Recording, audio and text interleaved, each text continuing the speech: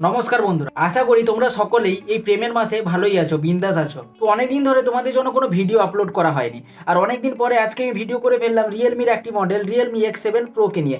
এই ভিডিওটিতে আমি কোনো আনবক্সিং করব না, এই ভিডিওটিতে রিয়েলমি X7 প্রো এর সমস্ত স্পেসিফিকেশন নিয়ে আলোচনা করব। তো সময় নষ্ট না করে ভিডিওটি শুরু করা যাক।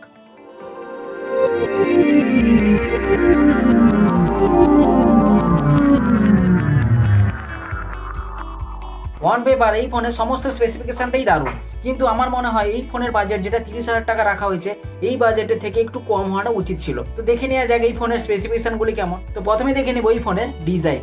এই ফোনের ডিজাইনটা সত্যিই খুব দারুণ, কারণ এই ফোনের পিছন পাশে দেখলে মনে হবে যেন রামধনু লেগে আছে, মানে রামধনুর 7টা রঙের যেন মিক্সড আছে এই পিছনে।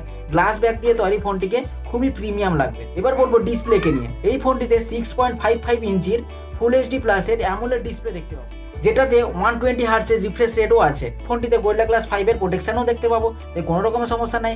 আর HDR10 এর সাপোর্টও আছে, এবং এই ফোনের ব্রাইটনেসটাও খুবই ভালো। 1200 নিটসের ব্রাইটনেস এই ফোনটিতে লক্ষ্য করা যাবে। তো এই ফোনের ডিজাইন এবং ডিসপ্লে নিয়ে কোনো কোশ্চেন নেই।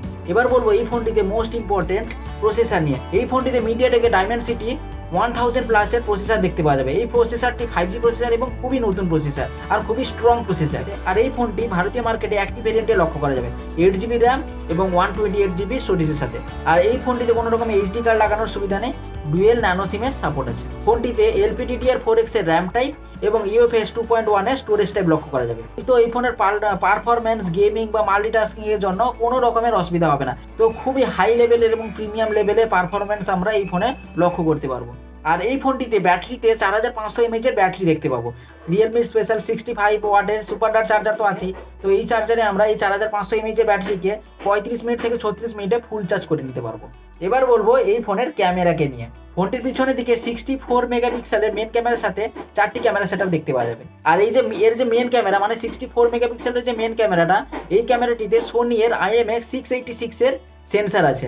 তো এই ফোনের ইমেজ কোয়ালিটি খুবই দারুণ হবে।